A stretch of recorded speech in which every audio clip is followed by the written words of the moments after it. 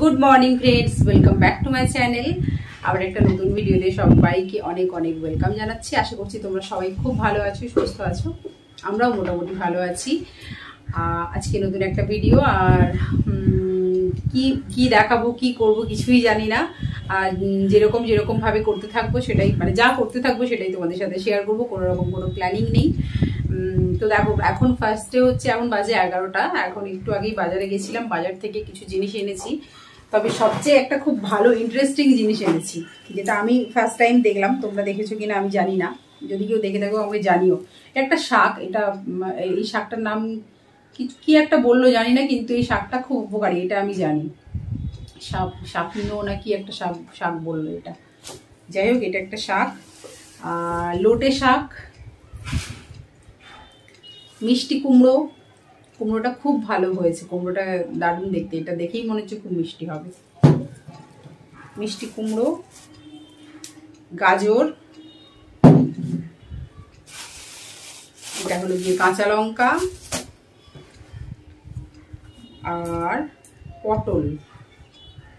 পটল আরো কয়েকটা আছে, পটলগুলো বেশ বড় বড়, সবকটা পটলই বেশ বড় বড়। এগুলো ওই পুর ভরা পটল করলে না দারুণ হবে, এত লম্বা লম্বা পটল। এটা আর গরমে এখন পাতিলেবু মানে লেবুটা তো ভীষণ দরকার।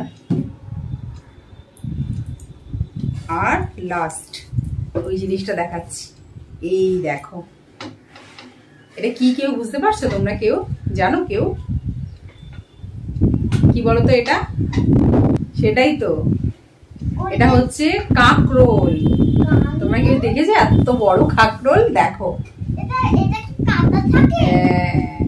ছোট ছোট ছোট ছোট কাটা, একটু ছোট ছোট হয়। এটা একটা দেখো বিশাল বড়, একটার দামই নিল 20 টাকা।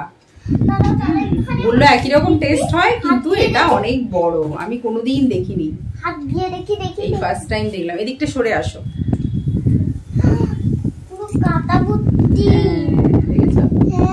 এই ছিল।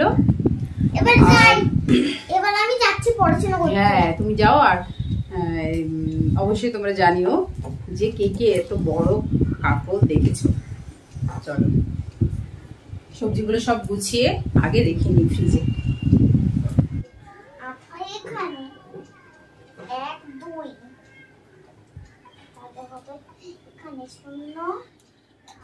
আর আজকে তো শনিবার, খুবই ইচ্ছে ছিল, কালকে রবিবার আছে, খুব ইচ্ছে ছিল কাছাকাছির মধ্যে কোথাও গিয়ে ঘুরে আসার, খুব ইচ্ছে হচ্ছিল। কিন্তু সত্যি কথা বলতে যা রোদ্দুরের তাপ, যা রোদ্দুর না, মানে এই সামান্যটুকু বাজার করে এসেই পুরো ঘেমে গেছি, মানে ভাল লাগছে না, শরীর যেন কেমন লাগছে। সুতরাং ঘুরতে এই রোদ্দুরের মধ্যে কোথাও যেতে আর ইচ্ছে করছে না। দেখছি বিকেলের দিকে যদি টুকটাক কোথাও বেরোতে পারি, সেটাই। চলো এখন সবজিগুলো ফ্রিজের মধ্যে গুছিয়ে না, কীভাবে গুছিয়ে রাখছি আমি, তোমরা সেটা দেখে নাও। তো দেখো, এখানে আমি কিছু প্যাকেট নিয়ে নিয়েছি, আর এই প্যাকেটের মধ্যেই প্রত্যেকটা সবজিকে আলাদা আলাদা করে প্যাকেটের মধ্যে রাখবো। এইভাবে কিন্তু আমি দেখেছি সবজিগুলো অনেক দিন পর্যন্ত, প্রায় 2-3 দিন পর্যন্ত, বা কিছু কিছু সবজি যেমন কুমড়ো, পটল, এগুলো তো সপ্তাহখানেক পর্যন্তও একদম সুন্দরভাবে থাকে, কোনো কিছুই নষ্ট হয় না বা কোনো অসুবিধে হয় না, এভাবেই থাকে, খুব ভালো থাকে। যেমন শাকটা আমি আজকে রান্না করব না, তাই শাকটা কী করলাম, ওই বাঁধাগুলো খুলে দিয়ে, শাকটা আটিটা যে বাঁধা থাকে, যে দড়িটা দিয়ে বা খড় দিয়ে, ওইটা খুলে দিয়ে শাকটাকে আলগা করে এমনি প্যাকেটের মধ্যে রাখছি। দেখো এইভাবে, এটা আমিও জানতাম না, বুঝলে তো, আমিও আগে এমনিই রাখতাম, দেখতাম যে সবজি একেবারেই শুকিয়ে যেত, ভালো থাকতো না। তো তারপরে আমাকে একজন বলেছিল যে এইভাবে প্যাকেটে করে করে রাখার জন্য। আমি যখন মানে রাখতে শুরু করলাম, দেখলাম যে সত্যি খুবই ভালো হয়, এভাবে সবজিগুলো খুব ভালো থাকে। তো দেখো, শাকগুলো রেখে দিয়েছি, কুমড়োটাও একটা প্যাকেটে রেখে নিয়েছি, আর লঙ্কাগুলো, কাঁচা লঙ্কাগুলো অবশ্যই এইভাবে যদি ওই বোখাটা ছাড়িয়ে রাখা যায় তাহলে পচেও যায় না। মেন কাঁচা লঙ্কার ওই বোখাগুলো থাকলে না, লঙ্কাটা তাড়াতাড়ি পচে যায়। তো বোখাগুলো ছাড়িয়ে রাখলে আর এইভাবে প্যাকেটের মধ্যে রাখলে দেখবে একদম ফ্রেশ থাকে। কখনো কখনো তোমরা রেখে ট্রাই করে দেখো, একদম ফ্রেশ থাকে। তো এইভাবে আমি সব সবজিগুলোকে আলাদা আলাদা করে ফ্রিজের মধ্যে রেখে নিচ্ছি। এবার দেখো, কয়েকটা বাসন ছিল সকালে টিফিনের, রুটি করেছিলাম, তো কিছু বাসন ছিল, সেই সব বাসনগুলো একে একে ধুয়ে নিচ্ছি।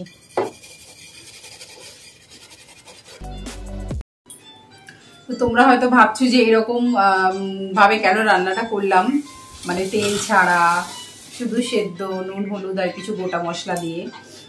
তার কারণ হচ্ছে আমি মানে আমার চেহারাটা দেখে বুঝতেই পারছো মানে কতটা ওয়েট। আমি আসলে এত আগে মোটা ছিলাম না, মেয়ে হওয়ার পরে ভীষণভাবে ওয়েট গেইন করে ফেলেছি। আর তারপর থেকে তোমরা দেখতেই পাও আমার যেহেতু হেল্প করার কেউ নেই, আর সমস্ত কিছু A to Z বাড়ির কাজ থেকে শুরু করে সমস্ত কিছুই আমি একাই সামলাই, বা মেয়েকে বড় করলাম এত বড় সব কিছু, এই জন্য নিজের জন্য সময় কখনো বের করতে পারিনি। সেই জন্য কখনো খাওয়া দাওয়ার টাইমের ঠিক নেই, কি খাচ্ছি সেটার কোনো ঠিক নেই, মানে যা তা অবস্থা, কোনো রকমই কোনো ঠিক, নিজের জন্য বেসিক্যালি কথা হচ্ছে নিজের জন্য কোনো সময় পাইনি।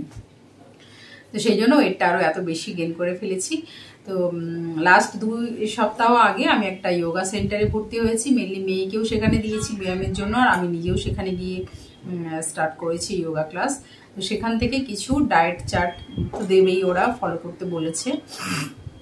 আর তো সেখানে সেই জন্যেই মেনলি এইরকম রান্নাটা করলাম। কিন্তু সবসময় তো সম্ভব হয় না বলো, 3 জন থাকি, তার মধ্যে যদি আমি আর আলাদা করে আমার জন্য একটা রান্না করি, ওদের জন্য আলাদা করে একটা রান্না করি, সেটা তো সম্ভব হয় না এত কাজের মধ্যে। আর মানে 2 জন থাকলে একই রকম সবাই খেলে আলাদা বিষয়, একজনের জন্য আলাদা। আমাদের একটা তরকারিই ভাত হয়। তোমরা দেখো, যেহেতু তোমরা অনেকে জানো, আবার অনেকে জানো না, আমি একটা জব করি, বেশি দরকার রান্না বান্না করারও তো টাইম পাই না, কোনো কাজের লোকও আমার নেই, সমস্ত কিছুই আমি একাই করি। সেই জন্য আমাদের একটা তরকারিই ভাত হয়, যা হয় একটা সবজি ভাত এরকমই, বা ডাল আলু সেদ্ধ এরকমই যা হয়, বা মাছের ঝোল ভাত হলো এরকম। ছুটির দিন হলে তখন একটু চেষ্টা হয় করি যে আরও একটা কিছু এক্সট্রা করার, না হলে একটা তরকারি ভাত হয়।